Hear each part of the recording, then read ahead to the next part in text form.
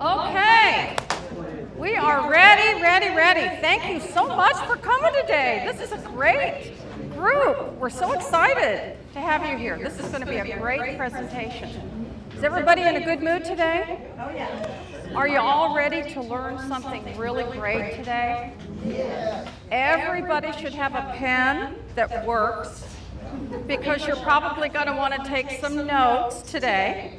So keep that in mind. I think what we're going to do, though, is we're going to go ahead and get us started. We have some people coming in, but we want to be super respectful of your time as well. So let's get rolling. So this is our team, and here's what I'd like to do. I would like every team member that's here today to raise their hand. So if there's anybody here that needs something from our team, take a quick look if you can. We're all around in here. We want you to let you know that we're here to help you with that. So reach out to any one of us if you need something during or after the seminar today. Quick announcement. We announced this a couple months ago, but we have a date change for October as well. We originally were on the 2nd. We had to move it to the 9th because Fort Worth's big senior expo, Empowering Seniors, is on the 2nd, and we wanted to make sure you all get to go. Plus, most of our education partners and ourselves, we have booths there, so we hope you'll come and stop by and say hello. It's a great event. Oh. Next. Oh, okay. Whoops. All right, and the last thing I'm going to talk about, as we also have announced to you before, we're doing the Alzheimer's Walk on November 15th, and we would love to have any of you that want to walk join our team and walk with us. We're also taking donations to support the cause. So I've got flyers back here on the table that have a QR code you can scan and go to make a donation. We also have a jar back there if you want to drop $1 or $2 in there. And when you do, this is our door to our office. We've decorated it with the names of people that we're honoring or remembering. So you can put your name on it as a supporter, or you can honor someone who's passed or who is dealing with Alzheimer's right now. So when you make a donation to us, we'd love to have you add a flower and put your name on the door. That's great. Yeah, that's a lot of it. And don't forget, I mean, if you want to get your steps in that day, we would love for you to walk with us. Keep that in mind. Fun. So, yes, sir. Where does the meeting point take place on that day? It's at Clear Fork Okay. in Fort Worth. Yeah. We're doing the Fort Worth walk, and then there's one in Arlington. Yeah, I think in October, I think. I don't Yeah. remember the exact date. And registration's like at 8 o'clock, and then they start off at 9. So. It is, if you haven't been before, it's really a lot of fun. They have a lot of hoopla going on in the morning before you get going to get you all jazzed up to walk. It's really a lot of fun. And the walk, what would you say, Holly? It could be The walk an itself hour? is probably about an hour. Yeah. But it's open before and after. They have all kinds of stuff going on and games to play. Right. Resources there. It's really neat. Yeah, it's a lot of fun. It's not just come and walk, but there's a lot of things going on there. That networking, etc. So you should try to do that. In costumes and Yes. there's all kinds of fun Yes, stuff. you can bring your dog. So if you have an animal you want to walk with, you bring your dog. And I've done it. Oh, okay, great. All right. So then the next thing we have is inside your handout, which most of you know that are our regular attendees. We've got a feedback form. So just briefly, anything that you put on there, we look at those. That's kind of our thing at the end of the day. When we do our debrief for the day, we look at what did they say? What do they like? What should we be doing? So take the time to do that. And I will tell you this, a lot of times people say, well, I don't know where to bring that. Who do I drop that off to? Make it easy. Fill out your feedback form. Leave it where you're sitting. We'll collect it as we're cleaning up the room. So don't worry about what person should I take that to. Sound good? All right, great. Okay. All right. So today, here's some things that we're going to be looking at. We have 2 experts, which I'm going to introduce here in just a moment. But, you know, there's been several different times that we've talked about this topic. Decluttering, getting rid of stuff, downsizing, all of those things. But it seems to be that thing that just keeps coming back because usually the response is, I know I need to do it. So we're going to talk about some different things today with our experts. But I have a question for you. How many of you have ever tried to declutter a closet or a garage or the whole house and you discovered it was harder than you thought it was going to be. There's a few people that raised their hands for that. All right. Well, what we're going to be doing today, the purpose of today's seminar is going to be a few things. We're going to be talking about exploring the emotional and practical legacy sides of decluttering. We're also going to be talking about how to understand why letting go is so hard, because I think all of us are challenged with that, from young to old. Letting go, just that term. I think, what is the name of that movie? Frozen. Let it go. We need to get that and play that. We are going to discover how simple it could be to get strategies to get yourself started. So that's something else that's coming up today.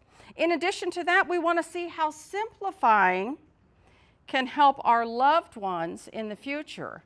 And really be thinking about that, because as we practice that, how simplifying is going to be something that we can help ourselves or our children as our loved ones in the future. So that's our plan there. And then, of course, this is the important one. Sometimes we just get stuck. Who can we call that could actually give us some guidance on that? Maybe we just need somebody to come and tell us how to get started. Or we need somebody alongside of us to help us with those things that we just can't seem to address ourselves. Sound good? All right. So we have two experts today, and I would like to take a moment and have them introduce themselves to you. I have Miss Allison Yoder over here. Allison, tell us about yourself. Okay, it's on. Hi, I'm Allison Yoder. I own Blueprint Organizing. We're based in Fort Worth, but we travel all over the DFW area, and we help people declutter. A lot of my clients are in transitional stages of their lives, downsizing into a new home or moving or just getting settled in a new home. So I definitely specialize in that. And I look forward to talking to you more about decluttering and simplifying your life today. Great, thank you. And then we also have another expert. We have Miss Holly Taylor. Holly, tell us about yourself. Hello, my name's Holly Taylor. I have a master's in social work, and I'm working on my clinical social work license so I can do therapy and counseling. My focus is the 55 plus community. And I should say I worked for the Alzheimer's Association for 10 years before I started doing this, so it's really close to my heart, this population is, and so I'll have some cards at the end if anybody's interested. Great, thank you. Thank you very much. Okay, so as we move right along here, here's some things that I have. I want to be able to ask you all some questions as we go through this as well. So here's a question for you, and I'm just going to look for a couple of people to volunteer with a raise of hands. When you hear the phrase, simplify your life, what does that mean to you? Who'd like to give me their input? Don't all raise your hands at one time now. Sylvia, I'm going to pick on you. Well, my adult son comes home from Pennsylvania, and of course, wants to reinvent the wheel every time. So his last visit was clear everything off your counters. Nothing should be on the kitchen counters. Okay? So, in the interest of getting along, go along, get along, I cleared off all the counters. I could not put the knives, so I left the knives on there because I still use the knife. But honestly, it's been awesome because it is a lot simpler and it's a lot easier to clean. And I don't have to go around it. It's just, and we're done. Yeah, that's great. So I have embraced it, but it was hard. Well, today you're going to learn how to keep it going. Pardon me? You're going to keep it going. What did I do with all this stuff? Oh, yeah. We have, thankfully, we have a very large pantry, so all of the appliances were shoved in. In the shoved. She said shoved, not put, but shoved in the pantry. Okay. All right, great. Anybody else want to add something real briefly? No? Well, all right. Come on now. We got to work together on this. So, Holly, what does simplify mean to you? Well, it can mean several things. One thing that a woman touched on was reducing noise and getting rid of physical and mental overwhelm. And just having that clearer space does make your day a little bit simpler. And living intentionally and having the things around you that are more meaningful to you. And emotional freedom. So the less pressure to keep it up and fix it and hold on to things that no longer serve you. That sounds great. Allison, what can you add to that? Let's see. I would say that it means streamlining your things so that you have less to manage. So it's not so hard to find things in your own house, prioritizing your time and your sanity over having every single thing that you might ever need. Having clear counters and a clear couch where you can sit down and have a cup of tea, read a book, not be embarrassed to have your friends over or your family. Just, less stuff, less clutter. Easier life. So I would say something that she just mentioned, not being afraid to have your friends and family over. I will tell you that oftentimes when I go on a consultation, I will have somebody tell me on the phone, don't be worried, my house is really a mess. And really and truly from my point of view, as a real estate agent, I'm not really going to see what kind of housekeeper you are. I'm really just going to see what kind of space you have. But sometimes for a lot of us, knowing that it's just easier to find it if it's right there on that pile is easier than it is to worry about moving things around. So Allison, I'll go back to you. Even if someone isn't moving, what are some of the benefits for them to declutter and simplify their lives? Oh, there are tons of benefits. I mean, it just makes your life so much easier when you can find things. I think that having clutter all over your house, it's the sign of a cluttered mind too. It's hard to focus and to concentrate. A lot of people who call me to their home to organize for them, they usually say something similar like, oh, I'm really embarrassed, it's really bad. It's probably the worst you've ever seen. It never is, but it just, it makes you not want to have people over. And this, I think no matter what age you are, you want to, being with your friends and family is really important. And it's way more important than having a bunch of stuff in your house. So if you can get rid of that stuff and feel able to have people over, that's really a huge win. There's tons of benefits. Okay, all right, well, we're gonna continue on and talk about it more. So looking here at this graphic, I will tell you that as Debbie was putting this together, she said, oh, I probably shouldn't use that picture.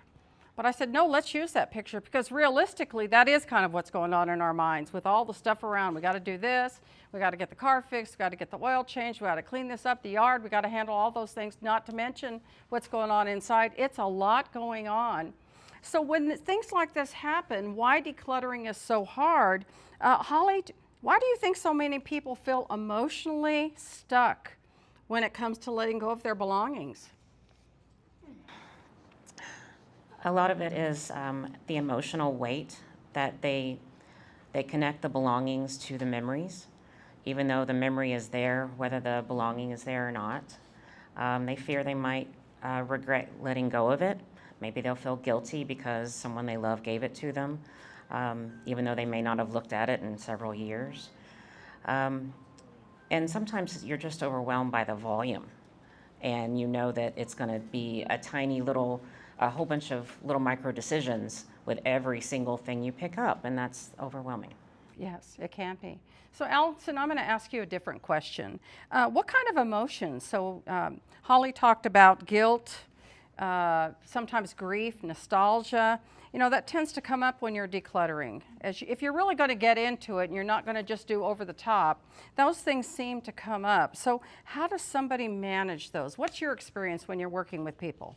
Well, I see people experience all those emotions: grief, overwhelm, anger, fear, sadness, guilt, happiness. Everything comes up when you're decluttering, which is why it's so hard to do it. But I think that feeling your feelings, well, Holly can probably talk about this better than I can, but there is some therapy that comes with organizing. Feeling the feelings and then moving past it and knowing that the item that you're holding is not the memory itself. It's in your heart, it's in your head. If you let go of it, you're not letting go of the memory. I think you have to remind yourself of that. Sometimes it's good to have a coach or an organizer with you or a friend, because they can help you remember that. But yeah, all these emotions come up when you're decluttering. Well, and I think just kind of thinking about that, we all have some area in our home or storage, wherever the case may be. As we talk about this, we may be thinking right now, yeah, there are certain areas that I just can't go there. But if we're aware of those things, I would say I have several things from my mother, who's passed now in 2019, that I really need to address, but I don't want to.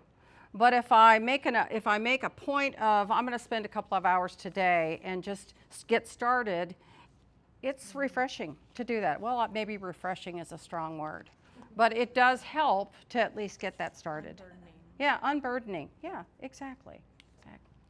So look at the graphic that we have here. We're talking about how to get started on these things. So we had last year, and several of you came, and I think we've done it in both locations. We did it in the Botanic Gardens as well as when we were at I think, Debbie, was it the Viridian or was it here?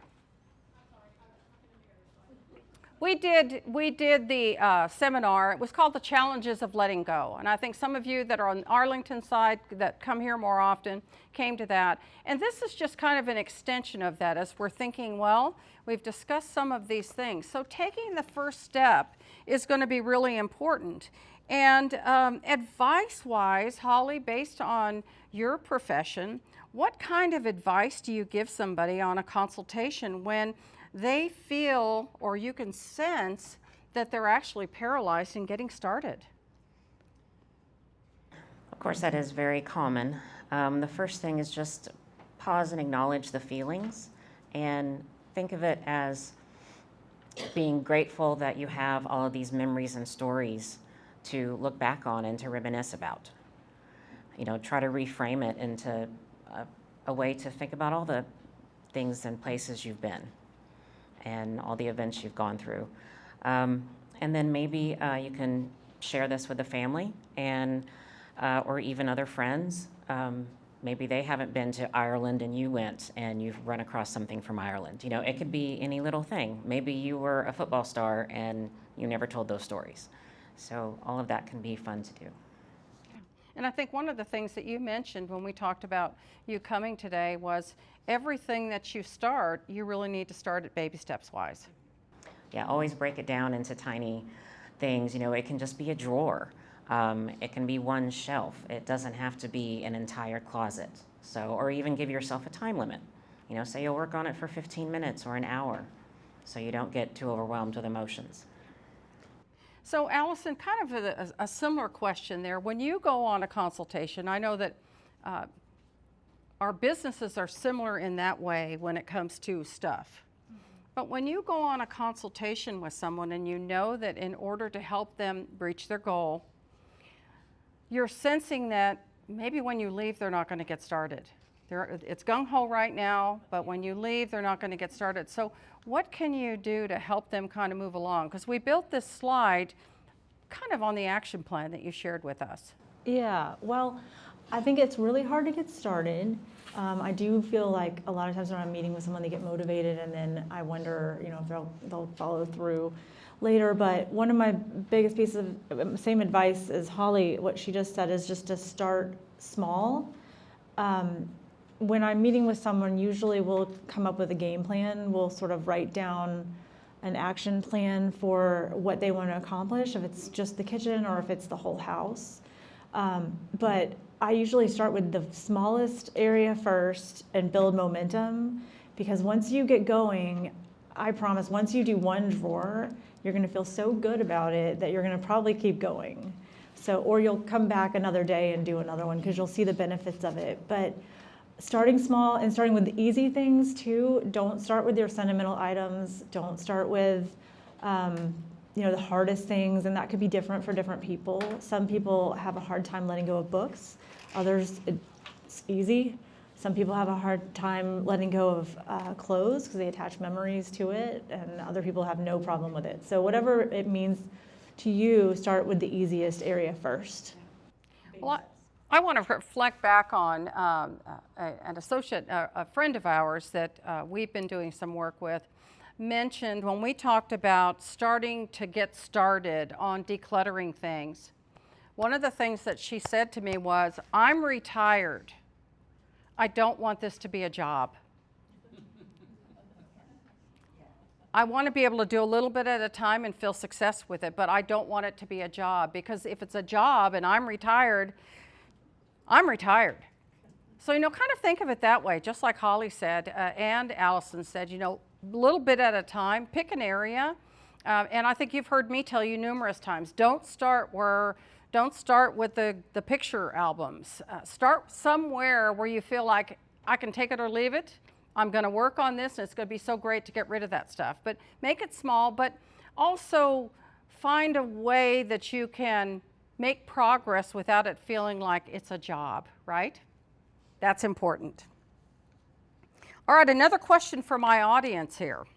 When it comes to honoring memories without keeping everything, that's really a challenge. A lot of times it's hard for us to let go of things. So here's my question for you. How many of you have kept something just because it reminded you or of a loved one or a special time? I think there's probably everybody in here is going to raise their hand on that. You just hung on to it because I can't let that go. If I let it go, I may not remember how wonderful that was. I don't have anything to remind me anymore, right? Here's another question. How many of you still have items from your kids or your grandkids from when they were little? Anybody want to share anything on that? Yes, Tony. I have a closet full of stuff. And I actually suggested to them that I'd like to get it back to them. And their response was, why don't you just hang on to it? You don't have enough room for it now. Yeah. You've got the room, Dad. Yeah. I just, in the room that my son was in, my son's been gone for a long time, he's 40 years old. At the very top of the closet in his bedroom, there were a lot of games that he used to play, and CDs, music CDs, which, oh my God, I would never listen to those. But that kind of thing, and I wanted to use it as a space so that when I go to Costco and I get a really good deal on paper towels, that's a jumbo pack, I gotta have a place to put that stuff. So I wanted to clean off the top of that shelf so that I could put those things in there. Well, I'll tell you what, I found some Lego pieces in there that he would have killed 4 years ago when he was doing Legos that were up there in the top of that closet. So it was just that moment of, oh yeah, that's right, we had that big bag of Legos here. Anybody else have anything they want to share? Something, some treasure they found that their kids or grandkids left behind? Yes? Barbie dolls. Yeah, dolls. My granddaughter and I played with them when she was young. We have pictures of us dressing them, having a great time. But Yeah. she's a senior in high school going into college. Yeah. I've got, when my son moved out, I really foofed up his room when we found out that they were pregnant and they were going to have a girl. Oh my God. I foofed up his room. It was pink, and I got this great furniture that was kind of like a toy box that was pink that I could put all kinds of stuffed animals on. And of course, every time she came over, we took her somewhere and got her a little bear or a little something. Well, she's 13 now. I got all these, and now here I'm struggling with, oh gosh, if I get rid of those, where will I send them? What will I do with those things? So even myself, somebody that helps people to right size, downsize, have those same challenges. So Holly, I'm coming to you. How can people honor those memories without keeping every single thing? I'm a big fan of repurposing, and I'll give y'all some examples. So my dad was in the Navy. I had all his uniforms and hats and bars and all of this stuff from when he was in the Navy, and he was an officer. My best friend's mom makes quilts. So she took the uniforms and made squares And it's a hanging quilt. It's not one that you actually use, so it's decorative.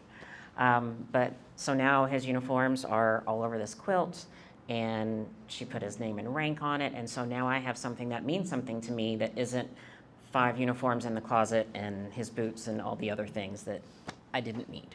So That's great. Allison, Love what that. can you add to that? Well, I love that idea, and I'm a big fan of repurposing too, and I will often encourage people to do something similar like that with t-shirts or repurpose like old recipes. I found a service that will take old recipes or a love note or something and print it onto an item like a tea towel. I have a tea towel with my grandmother's cookie recipe on it, and I love that because I would have lost the recipe itself somewhere in a box if I hadn't done that. So things like that. I love using old, maybe costume jewelry as maybe a keychain.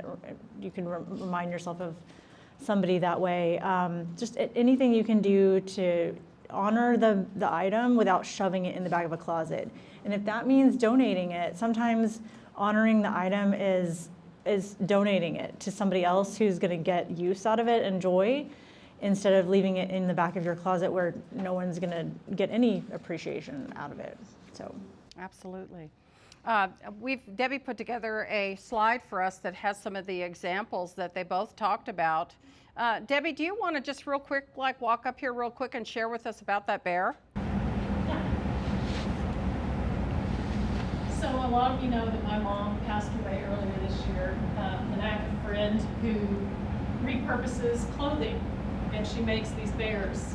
So this was my mom's robe, and she took that, the lining was the pink flower, she made the little pocket and the paws, and then the embroidery was on the shoulder, and so she repurposed that. She did shirts and stuff for my brother and my 2 sons also. So she does those. She does these t-shirt quilts like this here, and memory pillows and all kinds of different things. Yeah, those are really great. How big is that bear?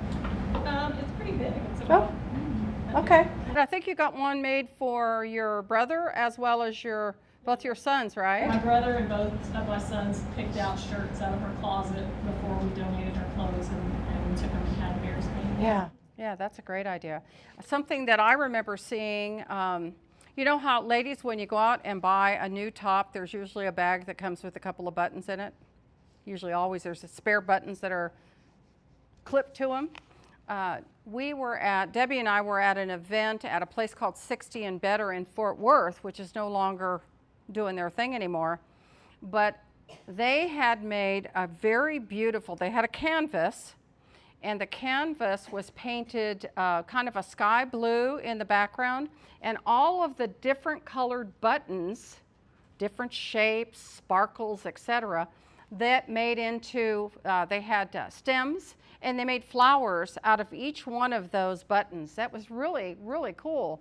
I mean, I've got a lot of buttons, probably don't even have half the clothes that they went with anymore, but that was a really kind of a crafty thing to do, so I like that idea. And I think this shows on the slide that there's some jewelry. Is that right, Debbie? Yeah, can't tell from here, but I think that's what that is. Okay, well, let's go ahead and move right along. Remember what we're trying to do here. The purpose of today is simplify your life and make use of those things that matter most to you. So the next slide that we're going to go to here is about storytelling with possessions. And oh boy, there's so many things that come up with that, and I'm sure both these ladies have some things to share there as well as myself. But let me ask you this. How many of you have had special items that you would like to pass down to a family member or a grandchild, but you've really never told them anything about that item? But it's special to you, you know it would be special to them, but if they were to get it today, and let's say you went away, would they know what that was for, or the story, the backstory behind it? Anybody have anything like that? Well, I invite you to go home and look to see what kinds of things do I have that my kids would love to know about. Kind of along the same lines as Debbie, I lost my Both of my parents are gone. John and I are both orphaned now. Both of our parents are gone. But my parents were from Germany. So there's a lot of things over the years because, you know, my mom lived in New Mexico. We live here in Texas. There's been a lot of things over the years that we really didn't have access to. She had them in a trunk. No, we can't look at those. Those are important for another time. But now that she's gone, the real heavy damask, I think that's the way you say that, tablecloths. My siblings thought that I should have those. I probably have 6 of them. They weigh a ton. I know that that was something we never, ever used in our house, but they came over in a box from Germany when my grandfather died. So there's some things there that have some history behind them, but I don't really know what that is because I don't have anybody to ask anymore. So those are things that you want to pay attention to. Sometimes the story is more important than the item itself. When we spoke about this in preparation, Allison had shared some things with us about stories that she comes across with her clients, and we wanted to make sure and take a moment today so that she could share some of those things. Yeah, I had a friend who gave his mom what I thought was the most wonderful Christmas present. One year he said, I'm gonna videotape you as you go around your house and tell me all about all the things that are important to you and everything that's meaningful and who you want it to go to after you pass away and just, you know, the story behind it. And I think it took about an hour and a half, maybe 2 hours, but he patiently went around and she told him everything she wanted to say about all the different things in her house that were meaningful. And it's now, I think they need to add on to it. It's been a couple of years and there's more stuff now. But it's now a really great record for her to have and for the family and siblings. And one day when she's not there anymore, great grandkids or grandkids can hear in her words why things are important, what they meant to her. So I thought that was such a great thing to do. I think so too. And I think I will say, I think there's some people here, I know there's some people here that have made comments that maybe they have children that are living out of state, but they have some things that they want to make sure that they're aware of that they've set aside for them. And this might be the time because, you know, I don't have mine on me right now, but we all have cameras in our pocket or our purse, right? These are the times that you can go and take some special things and you can tell a little story about it, and that's something that you can save and pass along with that item that's going to be so meaningful to those people later. I've shared this in the past. My younger sister spent 5 days with my mom, and she videoed her, as my parents were from Germany, she videoed my mom talking about her life growing up, when she went to school, friends that she had, events that they took place in before she came on the boat here to America. And so now, in my mom's absence, I've got 5 CDs that I can share with my son and my grandchildren on, this is their grandma that was from Germany. So, you know, if you have an opportunity, like I said, we all have a camera on us now, off of our phone. So that would be an opportunity to do that. Holly, do you want to add to that? Yeah, I just wanted to say that sometimes it's not about the stuff, but about the conversations that you have while you're sorting through all the stuff. And they may find out some things about you that they didn't know, like they have said, or you can also find out, your loved ones can find out what you value. So what you found important to you, you know, it may have a whole new meaning for them. So it's really important to share that.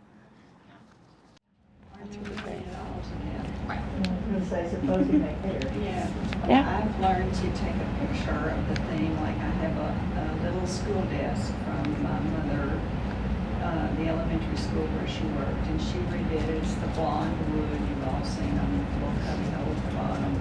I used them with my kids, and then I used them with grandkids, and so it's just in the way now. So I took a picture and sent it to both kids. Anybody interested?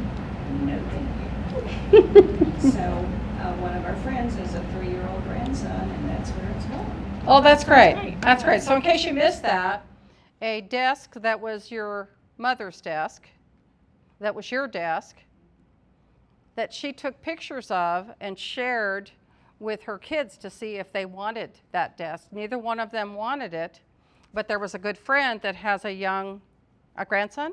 Yeah, 3-year-old that's now going to receive that. So sometimes it's not our own kids, but there's going to be somebody out there that's going to want that. And I think the important thing that we have here on this slide when you're doing the storytelling about those possessions is, where did it come from?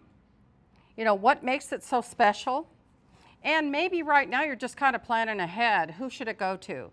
In the event of my death, I wanted this to go to John. I wanted this to go to Ingrid, that kind of thing, so that people know, because it does make a difference when that time comes of how those belongings or special possessions are distributed, especially with families that maybe aren't close together.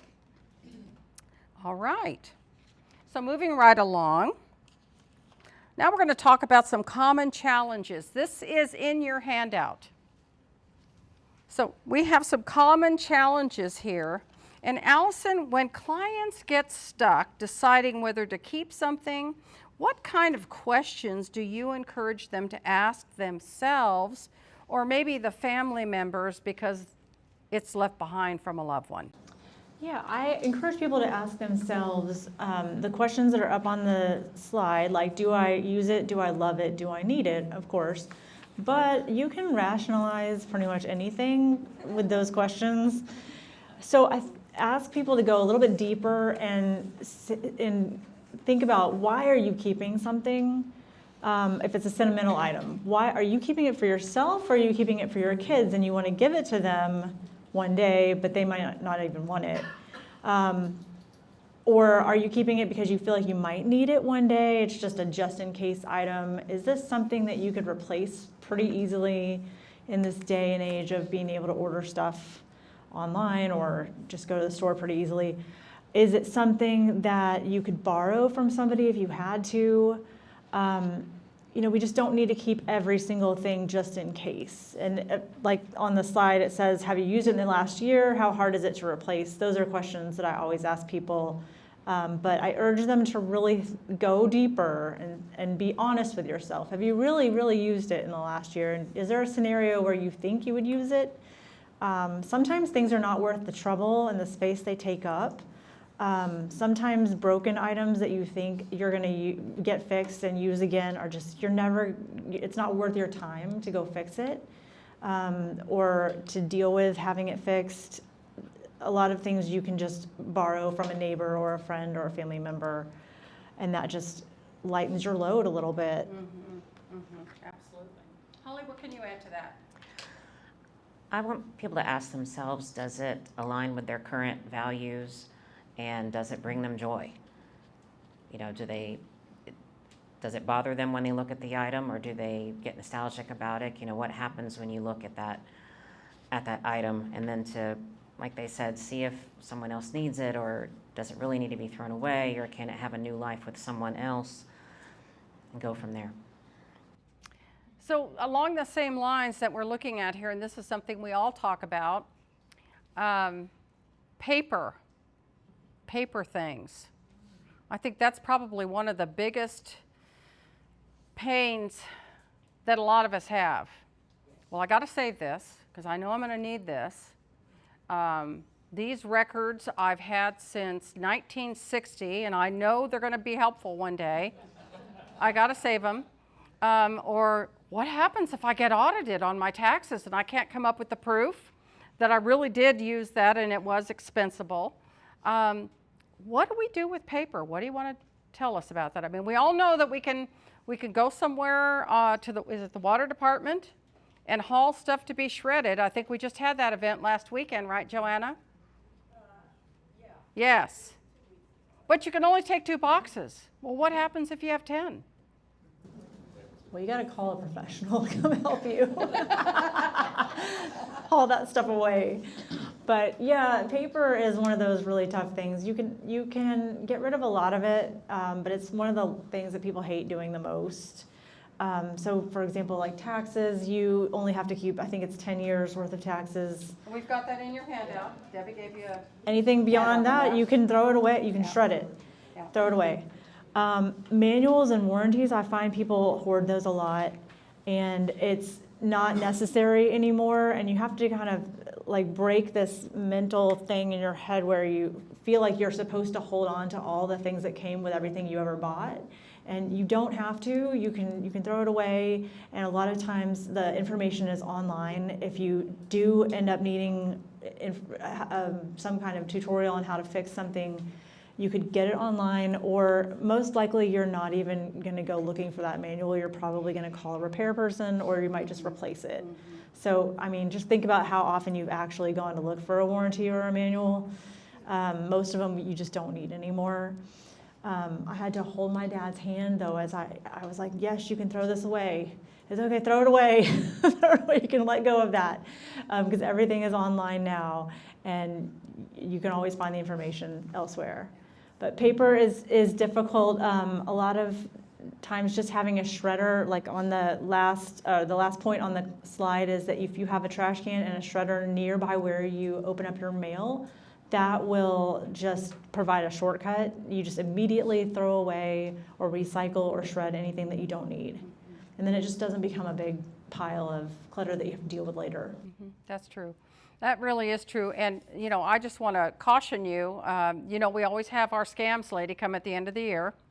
So keep that in mind. Having that shredder there is a great idea, because what we don't want to do, a lot of times we get something and we tear it and throw it in the trash, and got to keep in mind, in today's world, things have changed. People love putting puzzles together like that. So if you can shred it, that's going to be good. Old credit cards, maybe you got them as a gift card, check to see if it's expired, those kinds of things.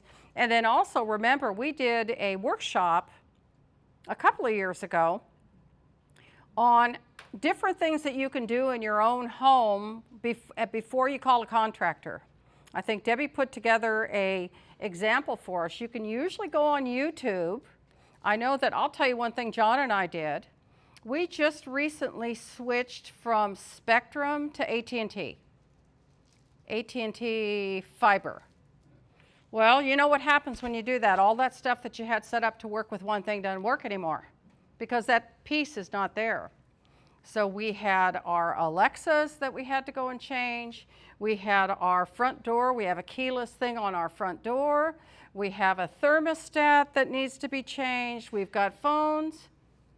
The blessing in all of that is we could go on YouTube and we could get a video, and it showed us right then and there. And you can pause it as you're trying to figure out and get caught up with it. Where's the next thing to go? It was on YouTube. We got it fixed. Now, some of you will say, well, that's great. I'm not a computer person. That's when you're going to have help or make a phone call. But for a lot of us, because we do stuff online, we can look for things now. We can say, Mr. Google, how do I reset my Alexa, or whatever it is you're using? You're going to get a list right then and there that's going to tell you how to do it. Go here, turn this on, go into settings. So keep that in mind, especially when it comes to saving manuals. Oh my gosh. Well, that is so true. I just want to reiterate that. Every appliance that you own, if you go to YouTube and type in the model of what it is, it'll give you a video of how to fix any kind of problem that you have. Yep. And it's so much easier than reading a manual. I do it all the time, Yep. and you can pause it, and you can, you know, go back if you missed something. So it's a lot better than having a paper manual, and that was all I needed to know to be able to throw everything away. Yeah. Well, and the pause button becomes your friend, so that you can run it over again and you can go back and forth. But that's a good thing to do versus going through all those manuals and find out that you threw the one away that you needed. You got an older model and you saved that, but now you got the new one and it's got different parts. So keep that in mind. Okay, anything else on this that you would want to add? Holly, anything that we're missing? Not that I can think of. I think we covered, make sure what the legal limits are on keeping things, and maybe make some piles. And you can also take pictures of things if you just absolutely have to. Now, I would think, and I'm going to ask you just kind of off to the side here, a little bit different. Your professions, there's things that the two of you do that are similar, but usually when somebody's coming to meet with you as a therapist, there's some things that have led up to all of these challenges that they're dealing with at that time. So how do you help them simplify the ones that are going to be the most important versus setting the other things on the side? Well, I tend to use a certain therapeutic model called solution-focused therapy, and it, like you were talking about, comes up with an action plan and helps you determine what's most important today. You know, something clicked in your mind today that made you make the phone call to me. So what was that? How can we build on that? Are there other family members involved that have encouraged you, and go from there? Thank you. That's good. Okay. So when is a good time to hire a professional? That's something that's important.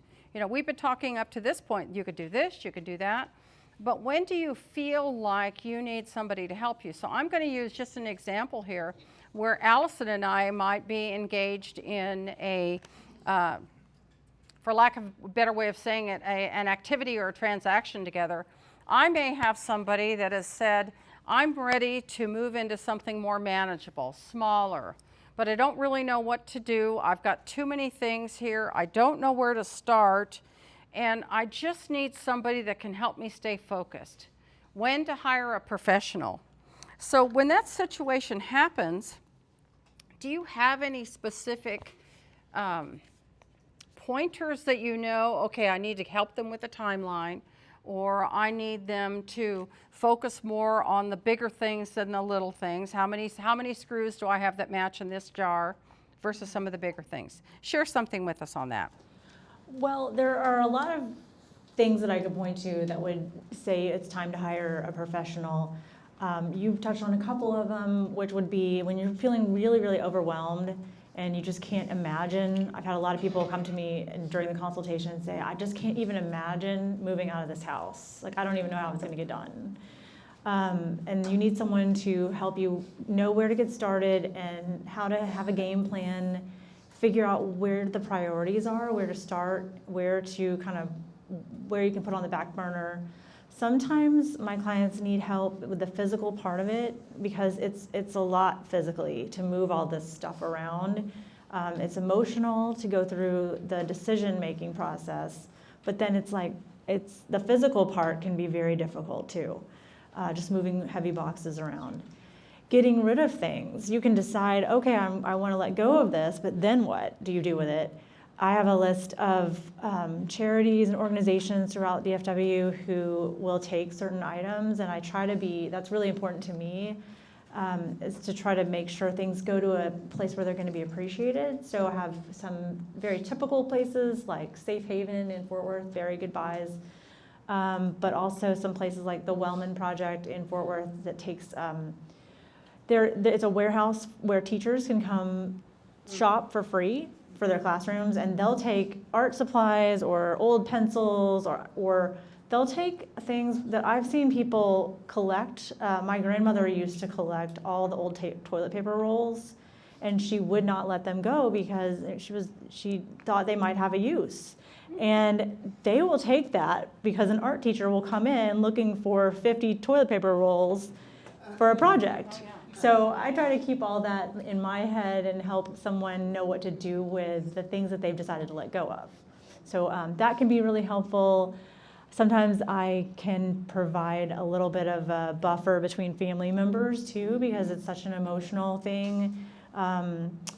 There can be all kinds of conflicts that come up in these situations. So it's nice to have someone else who's a neutral party who can say, okay, well, we'll try to help you figure out why you're going to keep something or why you would let something go or where it could go or it'll be reused and repurposed, and that makes everybody feel better. So there's just lots of different. Well, I think where I see the benefit for somebody like yourself is that you have no attachment to that item. Right. And sometimes when you're having somebody work with you because you just need to have somebody to help you get started, if they have no attachment to it, it's easier for them to help you separate, sort, make some decisions about where things can go that you knew that you probably couldn't have done by yourself. Yeah, the sorting process is a lot easier for someone like me who's not attached to everything. Yes. Allison, could you repeat the names of some of these places that will accept? As a former teacher, we have a lot of stuff. Oh yeah, it's called the Wellman Project. It's WELMAN. It's on Vickery in Fort Worth. And it's a wonderful organization. They have a huge warehouse. If you have an educator's license, you can shop for free, but if you don't, you could just buy things and support their cause. But you can donate almost anything to them. Old clothes that a theater department could use, or I think I've donated an old telephone, for prop department. I've donated a trunk load full of beads from someone who was a bead enthusiast and then gave it up and had a bunch of beads in their house. Just all kinds of stuff. It's just old jewelry that's broken, they'll take that. I mean, they're just great. They'll take anything, and it's going to get used, so they will appreciate it. This is all going to the Wellman Project? That was, what I just mentioned was all, that's the kind of stuff that they will take. Yeah. Yeah, and Safe Haven, that is an area for there's young women and women that are getting started again. So that's a great place to take things like that. And of course, we have Mission Arlington, and we've got, I can't think what it is over here. What is it? New to You. And John, I'm at the loss. What's the name of the place that Safe Haven, Mission Arlington? Well, there's several places to do that. Actually, Debbie, did you not put something together for us a couple of years ago that showed people where they could make donations? I know that Wellman Project was on it. Yes, we do, and I can share that to everybody in an email after. Yeah. That'd be great for you to resend that out. That's very helpful. And I think that's a good thing, because it makes us feel good that we're going to be sharing something with people that can really use it, versus just pitching it in the trash. Sometimes, and I will say this, I know it's changed in my neighborhood, but within the last year, you could actually take the things you didn't want and put them on the curb, and probably 15 minutes later, it's gone. But I think the city's really trying to keep that from happening so much. But one thing that Debbie shared with me last week, and I shared with Joanna earlier that I was unaware of, and John, I sent you that information as well. Metal. So if you have things that are maybe rakes, things like that are broken, that you don't have the handles or those kinds of things, or Debbie's husband had some computers that were not working, so he took the hard drive out of there. I've got some real estate signs from a company I was with 20 years ago that I'm not with anymore, and you can't put those things on the curb. The trash won't pick them up because they think you've stole the signs. So I want to make sure that I'm not housing them in my garage anymore. And Debbie had mentioned that there's a place on Division called DFW Recycle. And when you go there, you just bring your stuff there. Debbie, they come out to the car? Sorry. You drive up into their area, they bring a little metal dumpster out to you, you load it up, they take it in, they weigh it. They come back and tell you how much it weighed and what the price is for the things that you brought in, and then they cut you a check right there on the spot. Yeah. So we took Lunch. 25 computers, we made $53. So, Yeah, well, maybe not lunch, but ice cream cone. it's on Division Street. Get rid of it. I think it's between Bowen Yeah. and Field, yeah. Yeah. So, I mean, that's another place that you might think about, because you've got stuff that maybe you missed that recycle day that you could take all of your electronics and all of that stuff, and you still want to get rid of it, but now you got to house it until next year. So keep that in mind. That's another thing you can add to your list. Okay. Oh, gosh, thank you so much. Arlington Life Shelter. That's another great place to donate to. Yes. Thank you, John. Okay, keeping our momentum going. So this is important here. We want to keep our momentum. Once we get started on these things, and Allison was mentioning that earlier, we want to make sure that we're feeling good and we want to keep going. So, setting a schedule up for that is one thing that's going to make it easier on us, because we've got a plan. And we want to continue to work on that because we have a goal. So, here's some things that are important. Holly, many people start those things, but they lose their momentum. They don't get it finished. So are there any special strategies that maybe from your point of view that you might give to somebody to keep them interested? Sure. One thing we've talked about was breaking it down into smaller things. One thing that I don't think a lot of people do is celebrate their progress. If they just did that one drawer, celebrate that. And make it fun. Well, How?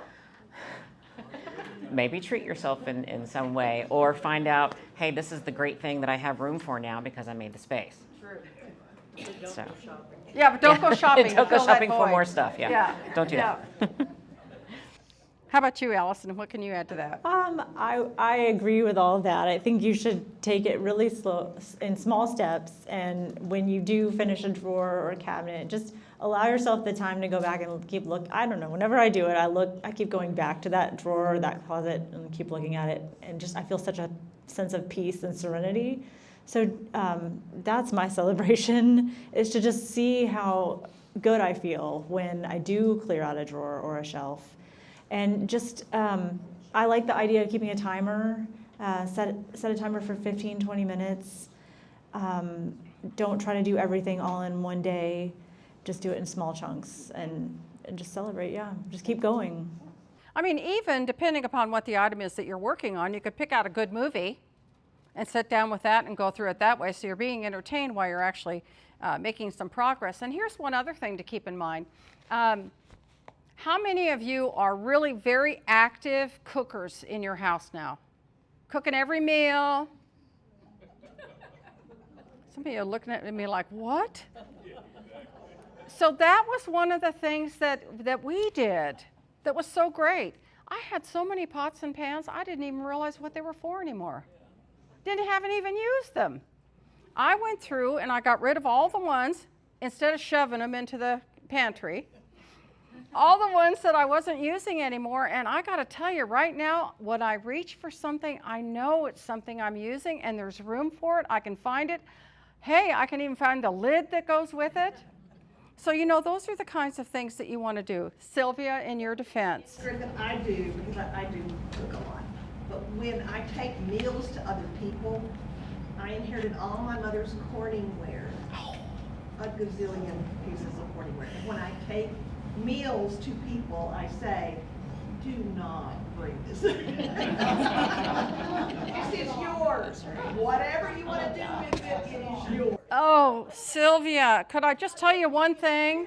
That's a great idea. I just want to tell you one thing, and I know that Donna's going to kill me for telling you this, but right now Corningware is a really hot seller for estate sales. Some of those things can bring $1,000 a piece. So maybe some of those plastic tubs. I don't care if it brings $1,000. Okay, all right, that's good. They're going to love you for bringing it over there. They're keeping it. Well, it didn't work the first time I did it. It boomerang. She brought it back. Me. You should have been family. Yeah. It was the biggest one they made, and I said, I do possibly need. And you may not bring it back to me, because I've got 2 more of those in the cabinet. That's crazy. When I got rid of a bunch of dishes and pots and pans and glasses, I put together this big tub, handed it to my grandsons and say, when you're ready to move out, go for it. Just dig through it and pick out what. Oh, that's good. Yeah, that's good. I mean, that's the other thing to keep in mind. Not all college kids cook, but there's certain times of the year that things like that you can pack up when families are sending kids off to college that might be helpful as well. Yeah. All right, so making things simpler for your loved ones. Now, we've been talking all these good things that we can do for ourselves, but we really want to make it simpler for our loved ones. Has anyone ever had to clean out a loved one's home after they passed away? Oh boy, that can be a whipping, can it? Oh man. I have done that a couple of times now. And before I ask these ladies a question on that, I will tell you that I had one woman, and some of you humor me here, you may have heard me tell you this before. A friend of mine from church, I helped her sell her big house. She moved into a 1-bedroom apartment. And when she passed, I was the person left to deal with all the stuff. I was trying to find grandchildren that she had no relationship with anymore that I could send coins to in Florida, and dishes that I could send to the granddaughter that we don't know where she is or what her last name was, but we worked on it. And a lot of things that were just left behind. So be thinking about that, because you know that term is so present in my mind when I tell you the stories. You can't take it with you, and you don't want somebody else to have to figure out how to get rid of it. So making things simpler for your loved ones is really important. Decluttering now doesn't have to make life easier for today. Let me reread this. Decluttering now doesn't just make life easier for us today. It can ease the burden on family members later. And I know, Allison, you have had a recent experience with that. Share that with us. Absolutely lessens the burden on your family. I see it firsthand all the time. I'm working with a woman right now who I've been working with her for about a year. It's her husband's family, but the parents passed away about 5 years ago, and she seems to be the only one who wants to do anything with their belongings. The rest of the family is content to just leave it all in the house where they lived. It's an old farmhouse out in the country, so you know they own the house. There's no real timeline of having to get rid of it. So the family is just leaving all this stuff there, and it's just sitting there kind of going to waste. I've been able to get them to let go of a few things. The woman who's my client is kind of the leader, and she's, like I said, it's not her family, it's her husband's family. So she has to tread carefully, but his sisters live out of state and aren't planning to come back and get any of the stuff, but they don't want any of it gone. So you can see where it gets to be an emotional landmine. It's really, really hard on all of them. So we've gotten rid of some clothes. The parents who passed away, they kept everything. There were hundreds of shoes and outfits, and they all were sitting in boxes that crickets got into and ruined all the clothes. So we had to just throw it away, or some of it went to Goodwill. But you know, the stuff is just sitting there, and I see the emotional toll it's taking on my client and then her family too. And I wish that I could tell more people that if you can declutter before, you know, as you get to the end, or just throughout your life, so that your family isn't left with this big burden as they're grieving your loss, then they're left with this burden of getting rid of all of your stuff, and it causes usually the siblings fight, and there's conflict, and it's just really difficult. So if you can kind of imagine the simplifying you're doing now is going to take that burden away from your family later. Hopefully it'll make it easier for them to just move on and grieve properly without having to deal with that, all this stuff. Holly, what can you say? We mentioned earlier about things that you value. You may have in your mind what you want to do with your stuff or what meaning it has to you. And if you don't designate that, it can either lead to your stuff going somewhere that you don't want it to go, or it can lead to conflict with family and loved ones. So by taking care of that now, that eases that. And I'll give you another example. One of my friends is a musician, and he has some really nice equipment. And so he's already told me that when he passes, he wants everything going to Arlington High School Band. And then that way someone else can enjoy all this stuff, because music is really important to him and it shaped his life. So those are things that it's really helpful to have that handled. Well, you had mentioned also in a phone conversation that we had of there may be some things that you have that are actually private to you that you might want to be going through before they're left behind for someone else. Journals. Oh, yeah. My mom did have a ton of journals. Like, it was just something that she always did. And you know, no one's going to understand that except for certain people. So you don't want that just going in a trash can, or maybe you do, but you might want that to go to someone that wants to know your story. Mm-hmm. Yeah, that's great. So, you know, talking about this, go ahead. Oh, yes, yeah. What do you do, or what should you do with old photographs? I mean, like, really, like my grandparents' age photographs, and then some of my stuff too. I mean, is there a place might bring myself to throw some of these away, but I don't mean some of these people are, you know? Well, you can, I can. Go ahead. I think that if the photograph is of something that you don't know the person anymore or it's lost its meaning, you can give it to the historical society in your town, because often it'll show a slice of life that we don't have anymore, and it's interesting to people. So you can do that, historical society, or yeah. The historical society in your town will usually take old photographs. Yes. There's lots of things you can do with old photographs. There's a company called Pixology, and you can send them the photographs. They will scan them, put them in folders, put them on your computer, and then you have, pictures of your great whatever in a folder on the computer. So as the physical picture degrades, you don't have to worry because you've got it and you've got it identified. And you can do that with letters too. I did that with some of my grandmother's letters. They were fading, and this company scanned them for me, and now I have them readable where I can read them. So there's another company also, Legacy Box, I think does that too. And yours is Mixology? Mixology.com. Okay, Mixology, Legacy Box is one. And forever.com is a Oh, forever.com, okay. That's great. Yeah, that's probably something you should talk about more, because pictures cover you up. Pictures are hard, yeah. This woman that I had spoken about earlier, she had a family member that was a son that was disconnected from her and didn't really want anything to do with any of her stuff.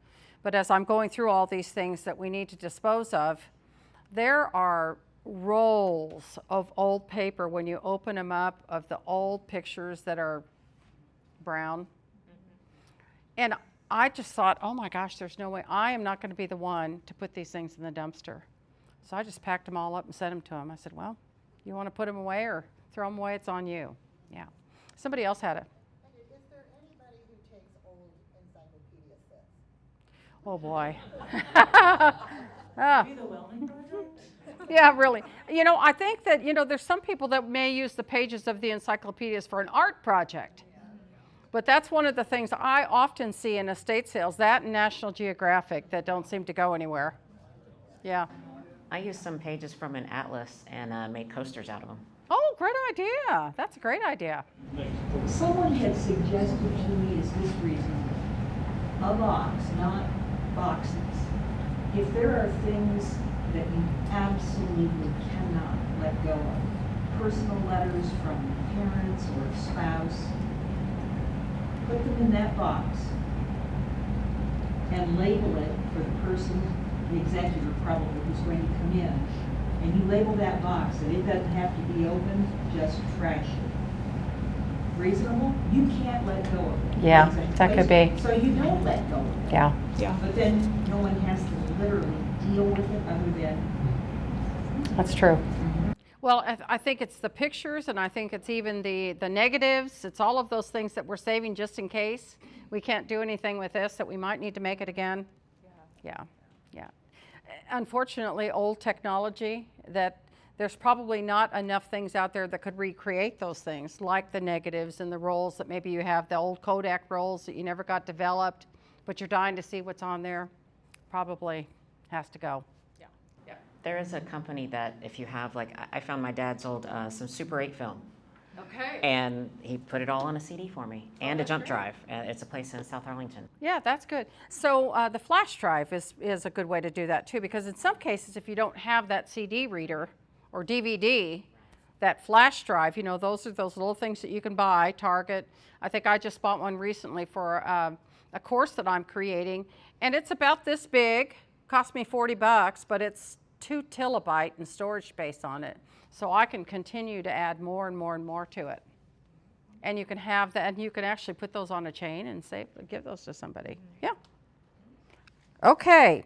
So, here again, we're talking about making things simpler for our loved ones. These are things we need to think about. Everybody here has heard this before. We don't want to leave that load for them to have to handle later and not be happy with us. This kind of reminds me, though, when it causes disagreements, it causes hurt, it makes you feel they don't respect you, they don't realize the effort that you've gone through to maintain these things in that order. So those are things that conversations need to be had about. And this makes me think of a workshop that we had in our office for a group like this, which I'd love to do again with a bigger group. Was called Bridging the Gap, Conversations with Your Adult Children. So I would like you to revisit that thought in your mind, and if that's something that you feel like, I'd like to do that, please put that on your feedback form so we can do another one. But you know, things that we were looking for there as starters. It opens the door to meaningful conversations with adult children about what matters most, what's important most to you. It gives you an opportunity, hey, let's get together and talk about these things that are concerning to me. Reduces the burden of decision making for family members after a loss, because you're talking about it now while you can, and you're all probably thinking, yeah, right, my kids would never do that. You never know, right, Sylvia? They do. Provides an opportunity to share the stories behind special items, which we've been leading up to. Preserving the family history and the family values that, gosh, there's so many things going on in our lives right now, in the news, everywhere. I think this is the time for us to be looking at those things again. Helps clarify intentions about what to pass on and avoiding future misunderstandings or conflicts about those things. You assumed this, they assumed that. And it encourages collaboration with children now rather than leaving tough choices for them later. Doing something sooner than later, making things simpler for your loved ones. Let's see what else we got here for us today. So, the big picture. This is really important. Holly, I'm going to ask you first. Have you seen an impact when it comes to making decisions to organize or declutter on people's lives? Especially, do you notice any changes when they've created that extra space? Whether it be space physically or space mentally. Can you share something with us? Certainly. Hopefully it brings you some relief and some calm. Like what if now you're in an art class and you want space for your art supplies? So now you've made space for that, and it's joyful to look at that, and you know exactly where everything is. When you don't have all the distractions of too many things, you know, it can bring back your energy and focus to focus on the things that you want right now. And we talked about this too, about building confidence. Once you get started with it, then you feel like you can accomplish other things that need to be done around the house. And then just living in the present. So, you know, we can be weighed down by the someday, and now we can create room for what matters now. Right. Allison, would you like to add anything to that? I've noticed that when I work with people, as they get more organized and their house becomes more or less cluttered, they just have this sense of peace and calm, and they tell me that they are able to focus on the things that matter the most. They're able to pick up hobbies that they didn't do before, or the big thing I see a lot is people will say, I'm able to have my family over and I'm not embarrassed. The dining room table is clear, so we can have Thanksgiving in there now. It's usually the kitchen, the dining room, the living room. They just feel this sense of weight off their shoulders because now they can have people over and their family and spend time doing what they want to do and not clear out clutter. And I think, you know, as we get older, a lot of times now we're going to other people's homes for those big dinners that we used to be doing ourselves. But it is kind of nice to be able to have something impromptu and not have to worry about, oh my gosh, they're coming in. I've got to spend the next day trying to get everything in order so that I can feel good about somebody coming in my house. I think that's super important. So let's talk about what we've learned today. This is going to be important to us. Let's kind of, in our wrap up, we've got a couple things here. So, you know, we've learned to simplifying is an emotional, and it's practical, and it's all about our legacy. That's something for us to keep in mind. We want to honor memories not keep every item. We want to honor them, but not feel like we have to hang on to everything. We talked about how important it is to record stories and preserve the memories. I think that's something that I would like to see all of us say and give you a challenge. Find something that you can record a couple of stories on that you feel like you can set aside and you can share with someone, even if it's with a friend at this time. It helps you and it helps your loved ones. And it's about making room for what matters most. And one of the things that I wanted to add from the previous page or slide that we were talking about, and I think Holly, you were the one, or actually Allison, you were the one that said this. It gives you an opportunity to shift the focus from what people are giving up to what people are gaining. Right, you're giving up the clutter and you're gaining peace and calm and serenity, fellowship with your family and friends, hobbies. There's just so much that you gain from giving up the clutter in your life. Yeah, absolutely, absolutely. So here's some action steps. This is going to be your action plan going forward. Here's some things that we want to be focusing on as we look at this slide that we've prepared for you. So you're going to schedule a time to start. Put it on a calendar. So I want to say this. You're all here today because you wanted to learn about this. You wanted to learn about simplifying. You wanted to learn about making things that are important to you, the things that matter most. So now let's put that to work. Let's do some things with it. So we want to schedule a time to start and put it on the calendar. I'm going to start Saturday morning and I'm going to take 2 hours and I'm going to work on this. I'm going to work in my closet.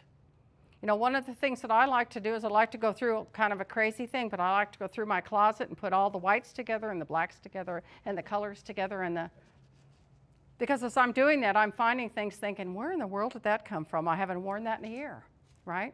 It's fall. We're going to change our clothes, right? Do that. Start small, as these ladies have said, one drawer at a time. Start small and celebrate it as you're doing that. I'm doing this for me, right? Because that's what we're doing it for. Find an accountability partner. Ooh, that's a scary word. Accountability partner. That means I have to be serious and I got to do it. But you probably know somebody that's not going to be hard on you, but it's going to be on your team to help you achieve that thing that you said, you know what, I got to get that garage cleaned up. John Sullivan. I'll be your accountability partner. He's going, no way. Make a short help list. Identify areas where you know you're going to feel stuck. Do that ahead of time. I'm not going to start cleaning out that garage because it's too hot right now, right? How's that? I'm not going to work on cleaning out that drawer in the kitchen that's got all the junk in there because where will I put the junk? I probably need it, right? Identify those areas where you're going to feel stuck. Share stories, and why not get a journal and start to journal those things that are going to be important for you to pass on. Sometimes it's easier if you can write it down and come back to it later because it's an important thing that you want to share versus it coming in your mind and out of your mind and you're going, wait a minute now, what was I thinking about that? Oh, the phone's ringing, I've got to go to something else, right? Let go with purpose. Donate, gift, or repurpose those items like we showed you. There's a lot of different ways to make use of those things that can still be great memories, but they look better than in a drawer somewhere where you never look at them, in the junk drawer, right? So here's what we have. We have a challenge for you. We'd love to celebrate your wins at our next seminar. Are you signed up for it? Yeah? So at the next seminar, we're going to take just a couple of minutes in the very beginning, and we'd love to hear, what did you start? How did it go? What did you find out about yourself? Who was your accountability partner? Are you willing to take on that challenge? Yes. Yes? Jim, say yes. Yes. Okay, all right. Okay, and reach out and ask for support if you need it. These ladies right here do these kinds of things every day, and they may just have a good idea for you, or sometimes it might be just worth, can you come over this afternoon and have a cup of coffee with me? I've got a game plan I want to discuss with you, right? Okay, that's my story, and I'm sticking to it. So what kind of questions do we have that came up that maybe you want to ask? Just a couple more questions before we move on to our next thing. Yes? Let me take your. What I call the open space law. How do you handle it whenever you have open space, goods automatically move into it? Okay. Oh, I know, David. Say it one more time just so we can all hear you. It's what I call the open space law. That as soon as you have open space, whether it's a shelf, a drawer, goods automatically move into it. Okay. What solution do you have for that? Do you want me to answer that one? I think shifting your mindset to embrace open space is helpful. It can be difficult at first to see an empty countertop and just leave it, but the longer you live with it like that, the more you come to feel calm and peace when you see it and appreciate it like that. And I think the less likely you are to put things on it. But just try to embrace, every countertop doesn't have to have stuff on it. Empty space can be it can give your mind a break when you look out and see empty space in your home. Could I just add to that? When you first clear off everything, it's gonna look naked as a jail. Yeah. And you get this panicky feeling of, it's not welcoming, it's not warm and fuzzy, that kind of thing. Yeah. Just keep going. Yeah, you have to get used to it. That's so true. It's very shocking at first for most people because you're so used to having stuff on every surface. But if you just get used to it, just live with it for a couple of days, I think usually people come around and go, all right, I feel good. I don't have stuff everywhere. It makes me feel peaceful and calm. Well, and I would say from a real estate point of view, we always talk about less is best. So if you were to think about this and you were thinking if somebody was going to come and purchase my home tomorrow, does it feel spacious? Would it be more spacious if I didn't have all my stuff everywhere, especially in the kitchen? We always talk about that because if somebody comes in and they're a baker, for example, if you've got every surface of your kitchen counter covered up, they're going to say, oh gosh, there's not much space in here at all. So think about it like that. Another question. I have a question about the sheet on how long to keep paperwork. I was the executor for my sister's estate, so I have all of the paperwork. Legally, how long does that have to be kept, do you know? I don't know the answer to that question. I would consult a lawyer about that. I don't want to tell you, or an accountant. I don't want to tell you the wrong thing. Yeah, I'm sorry, I don't know.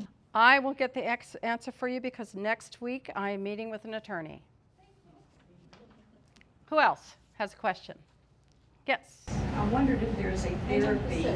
Oh, we want the video here too. Oh, okay. I wondered if there was a therapy for myself who was raised by a mother and grandmother that were depression adults. I'm going to go back to the solution-focused therapy. It's my favorite one because it builds on the strengths you already have, and it has an action plan, and it focuses on one thing at a time. What do you want to accomplish now? And go from there and build on that. Actually, something else that Debbie and I talked about the other day, because we're getting ready to go to a new year. If you have a calendar with the squares, you can write in at the beginning of the week the things that you think you want to accomplish, and then at the end of that week, reflect on how many of those things did you get going, and how did you feel about those things. And they do all have a blank calendar page in their handout. Yeah. Oh, they do? Okay. I know my grandmother wouldn't say, oh, you've got to keep all of those little porcelain things that I collected. But she would say, if it's in your way, get rid of it. I I'm sure she would, but it's fine. Because it was hers. Exactly. Yeah. Yeah, they were all over the house. So that's another place that the pictures will help. Because you can make it a piece of art. So one of our packers that we've worked with over the years, you know, a lot of us are challenged with, well, I got my grandma's dishes, and I got my great-grandmother's dishes, and I've got our dishes, and then we've got this. If you're not able to house all of that, which most of us don't want to, you can make a piece of art out of it, make a shadow box out of it, so that you have the dinner plate, the salad plate, the saucer, and the cup in a frame, and at least now you've got a piece of art that you can say, and these were the dishes that we used when we got married, or this was the so-and-so. Another way to repurpose. Who else? Well, okay.